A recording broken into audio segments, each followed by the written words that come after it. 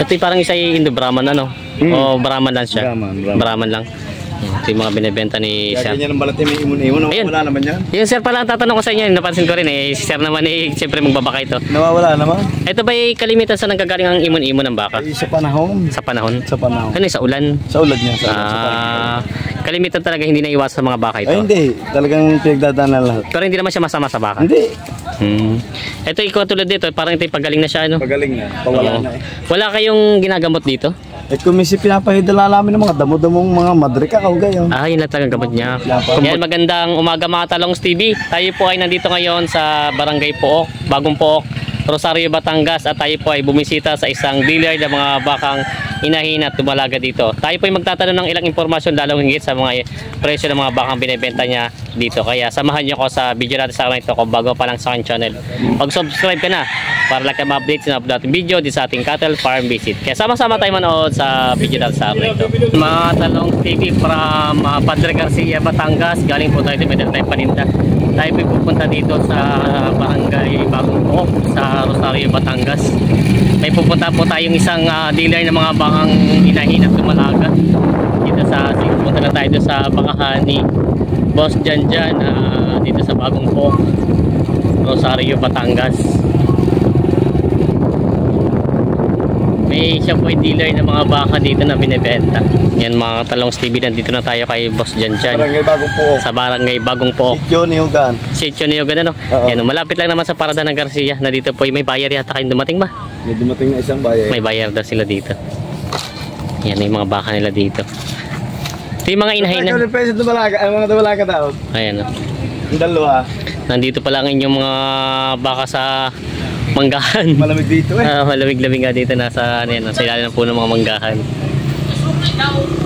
Ayan o. Yung mga baka nila dito ano. Ay matanong ko lang bossing sa yung pagbabay and sell ka ng baka, meron ka rin sariling alaga? Meron din ilan. Meron din. Nando sa parang. Yun kumbaga yung mga babae din, mga inahin din. Babae. Hindi ka nagpapatining. Hindi, puro babae. Puro babae din. Mahilig kami sa babae din sa mga baka. Kala ko sa babae sa yan. Yung mga babae talaga palang binaan nila. Tapos pag-aalaga din mga babae. Yan, ito pa yung mga baka nila dito, mga dumalaga. Maganda mga lahian. Boss, ito kalimitan ng mga baka niya mga galing Taisan. Galing San naman. Dito lang din sa parte ng Batangas. Ayun pala. Hindi mga dayong baka. Kumbaga malalapit lang din dito. Ayun pala. Mga baka nila boss dito. Ito yung mga magandang baka nila. Ito pa yung mga lahi na boss ng mistisa lang o Brahman na rin? Mistisa. Brahman. Mga Brahman. Oo. Yan natin mga katawan nila. Yan. Yung mga baka nila ditong binibenta pa. May buyer yata sila boss eh. May buyer pala sila dito. Tinuha na tayo tatahan. May-ari na rin. May buyer daw pala sila dumating dito. Pagkita pa kami piplag mo para makita yung namimili, taga Bulihan. Dito lang din sa Batangas po. Sa Barangay Bulihan. Barangay Bulihan. Ano po nakakasakop doon? Rosario din? Dito lang din. Hindi na rin sila Sir Lumayo. Nandito nga rin may mga baka eh. Natingin daw sila nitong bakang ito. Napakamahal din naman na eh. Mura-mura na konti. Magpapatira sa Garcia. Di-discount daw sila doon. Binibigay ko na magkano po? 53,000 kay Sir Mario. Kay Sir Mario po.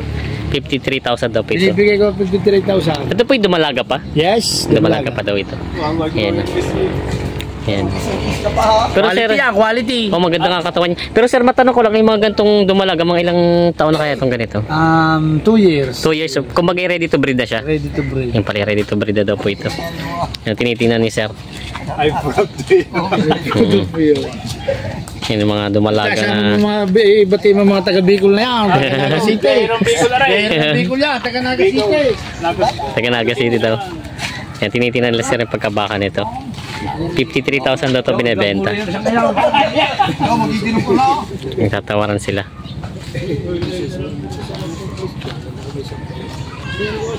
Magandang katawan niya. Boss, ito yung Brahman na din siya, ano? Brahman na din siya.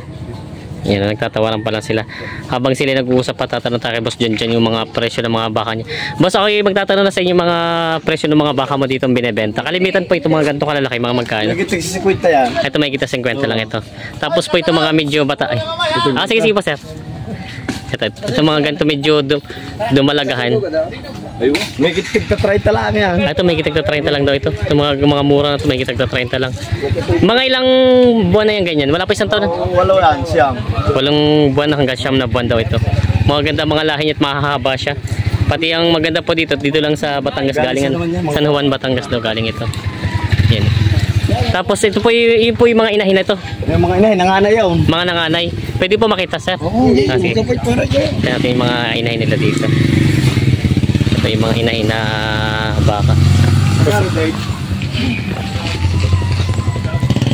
Boss, ito naman po yung magkano itong ganitong inahin pag inahin na yung mga nanganay. Limang po yan. May kita 5 po. Kalimitan po ang price range nyo ay 50 plus talaga pag mga inahin. 260. 260. Depende sa lahi. Depende sa klase. Sa klase ng baka. Parang ano po, talagang kala ko dumalaga pa at maliit pang kanyang ano no. Ito yung magandang mga malalahi mga baka nila sir.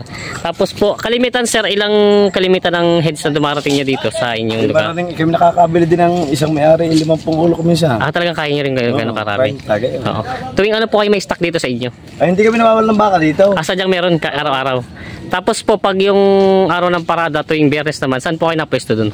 Sa mga dumalagan. Sa Dumalagahan. Doon, Yan. may matatagpuan sa mga Si Boss na may lagi natin nakikita dun eh. Sa paradan po yung kalimitan, mga ilang heads po ang kalimitan dinadala yung mga baka. Pagka hindi nabibili dito, minsan ay 20, 15, Ayun, wala, oh. Yan po. Tapos po ito mga ganito, sabihin ito po ito mga ganitong price. Ganon din po mga presyo niya. Ito, ganun din. Ito Dumalaga naman yan. Dumalaga naman. Ito po yung dumalaga pa. Malaki yan. Mataas lang ang pagkabaka niya, ano. Ayan, oh. Ito po yung dumalaga pa naman. Binibenta. Ito po yung magkano naman ng ganito kalimitan. Yan ang halaga dyan, may kita-anim na po. May gitna 60. Bakit po mas mahal siya doon sa isa? Para mas malaki. Ano yung sa lahi din? Sa lahi din eh. Sa lahi. Yan, itatala natin. Kasi marami nagtataka doon sa presyo eh. Minsan mas mataas, mas malaki yung iba. Klase yan, dyan. Alin po ba tinitingnan pinagbabasihan dyan na sa lahi? Sa tenga. Saka matala ang baka. Matalo ang baka. Kasi nagulat po ko ito kumbaga halos mas mataas yung isang ina no. Pero mas mahal ito sa kalidad. Oo. Yun pala ang pinagbabasihan kalimitan sa tenga niya tapos sa itsura ng baka. Ang haba, tumahaba ng patay. Pati dumalaga pa daw ito. Tapos po ito sir, ito naman. Ito yung mga baka nila sir. Ito yung inahin na rin ito. Inahin yan. Nanganay na o nakadalo? Ay, mga apat na anak. 4 na anakan na ito. Ayan. Yan po, 4 na raw na anakan ito. Ayan. Ito yung mga baka ni Boss Jan. Diyan yung nakaraan, natanong din natin sa paradan. Marami siyang dumalaga doon. Mahaba ano? Mahaba ang katawan niya. Ito naman po yung magkano yung nahalagaan niya mga ganyan. 45. May kita? 45, babawasan. Mura. Ito yung may kita 45 lang daw itong binibenta ni sir na ito. Sir, bakit medyo mababa yata yung mga presyo niyo kumpara sa... Medyo may dad na rin isang aray. Nilalagay lahat sa tamang presyo. Para madaling lapitan tayo ng mga buyer. Mahirap din naman lagi mataas ang presyo. Hindi tayo punta agad ng buyer. Oo, yun pala. Kaya yun pala ang inaano sir, kumbaga nilalapat nyo na sa tamang presyo niya.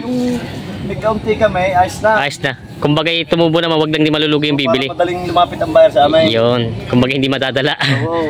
Yun. Kaya nagulat ang mura lang. Tinan nyo po. Talagang maganda ang katawan niya. Ikutan natin itong bakang ito. Para madaling mabili pati mga baka. Pero naman po yung mga anak, mga kailang anakan pa kaya ito? Kaya pa siguro mga dalawa na. Dalawa pa, kaya pa. Sa bagay naman sir, ito pag pinatining naman hindi na nilulugi na pag pinamatsura. Matsura tawag nila. Nasuot na yan eh. Oo. Matsura hindi naman na problema at kikita na rin dahil mura yung presyo nyo. Pag ito'y naman naalagaan siguro ng mga ilang buwan pag tumaba baka malaki tutubo hindi naman mong bibili ano. Oo. Yan o. Yan yung mga ano ni sir. Pero sir, matanong ko lang po pala, hindi kayo nagbebenta ng mga lalaki, mga meron din kami doon. Meron din doon sa kabila naman. Tingnan. Kailan po ang priority niyo po yung mga babae talaga? O meron din talaga? Meron din, hindi mawala dito. Sige sir, pwede natin tingnan yung mga ano. Meron din daw sila dito. Maganda yung lugar nila sir dito at dito yung maganda ang damo. Yung pula. Yan o, may mga... Sir, ito ba may taniman? Hindi. Sadyang... Hindi, sugahan namin naman. Sugahan lang talaga. Yan. Maganda yung lugar nila dito at may... Kumbaga maraming papakain sa mga baka.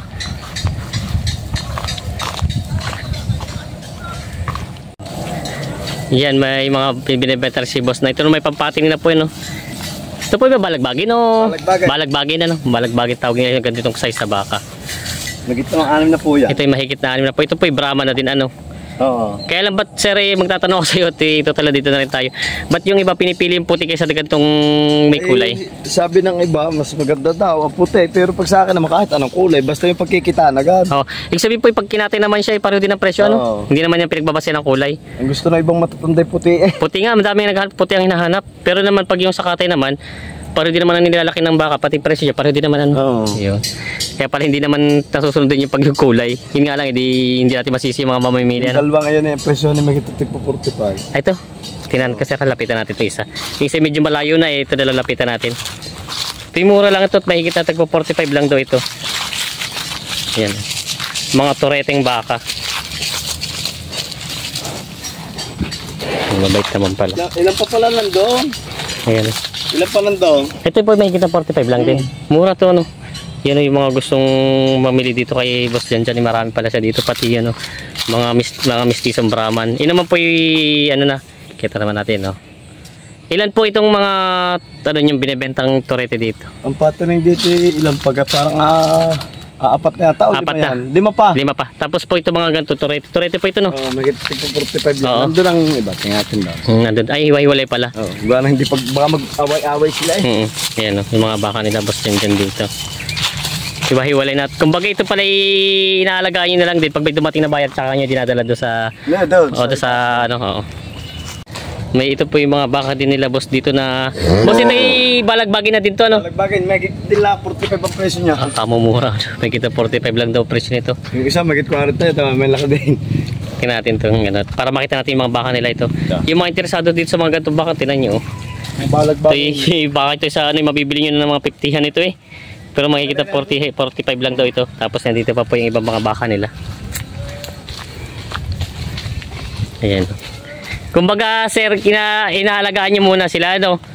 Bago ibenta. Dinadala din namin yan sa paradan lahat. Ah. Kumbaga ngayon ay wala pa kasi ano, ito may inahin. Bukas daw ito dadalhin din nila. Para madaling araw. Ito po yung nabibili nyo rin sa mga bukid-bukid lang din, ano? Then dila presyo na rin, may 40 pag kagaya Ito nila doon. may kita 45 lang daw itong mga bakang ito.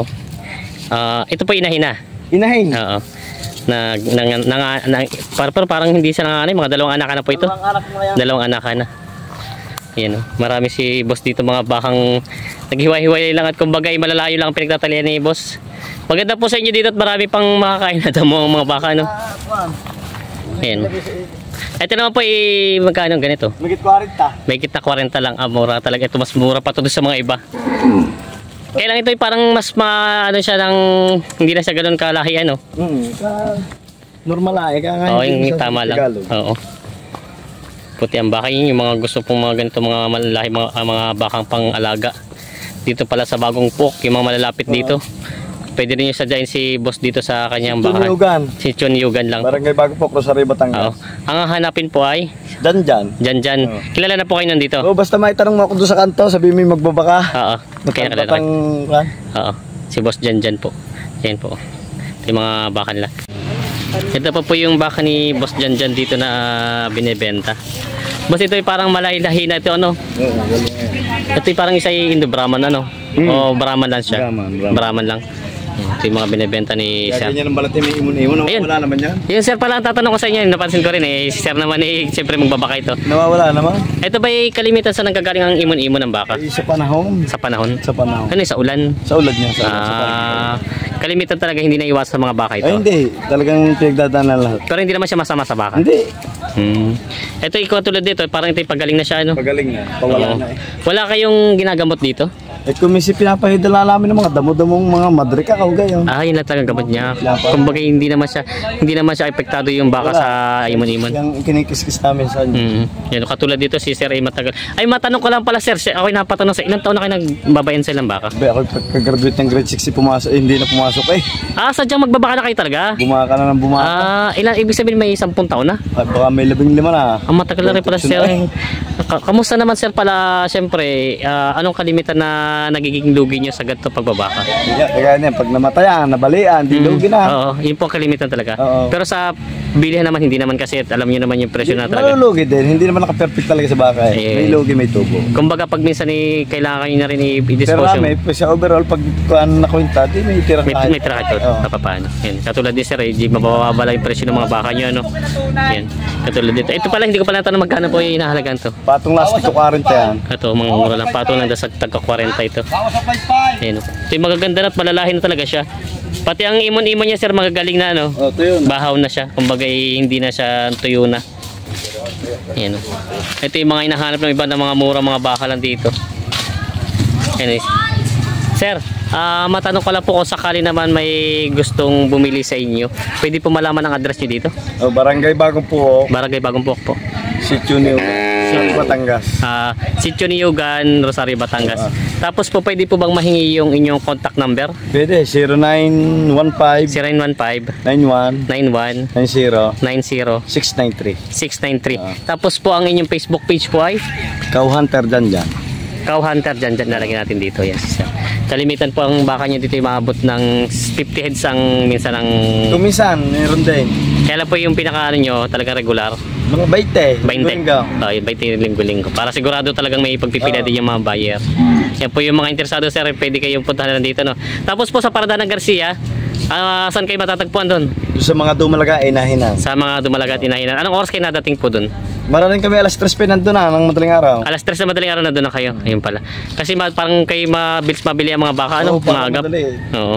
Kumbaga, Nilalapat na agad. nilalapat na agad sa tamang presyo. Ayan. Ito po yung mga baka nila, sir. Bali po ang mga baka nyo ngayon, may ilang ulo po ang baka nyo dito na... May kitang kasi yata yan. May kita 15 pa. Wala na nabil na iba eh.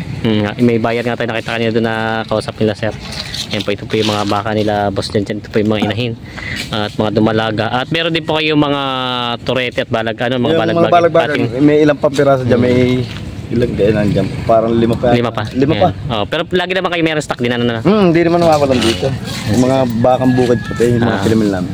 Yan, sir. Sir, maraming salamat po sa inyong oras at yun po, pag gusto niyo pong kontakin si boss o kaya hindi niyo siya makontak, pwede kayo mag-contact sa akin at bibigyan natin yung contact ni sir. Yan, maraming salamat, sir. Yan, mga Talongs TV, ito po yung mga baka nila dito, mga binibenta, yung mga available pa po, mga inahing baka at mga dumalagang mga baka. Yan po. Ito po yung mga baka nila dito at meron din po sila mga patining na mga baka. Kuya, huwag ka pakakaya. Shoutout kila ate. Nandito tayo ngayon sa Barangay Pook. Yan, may customer tayo dito.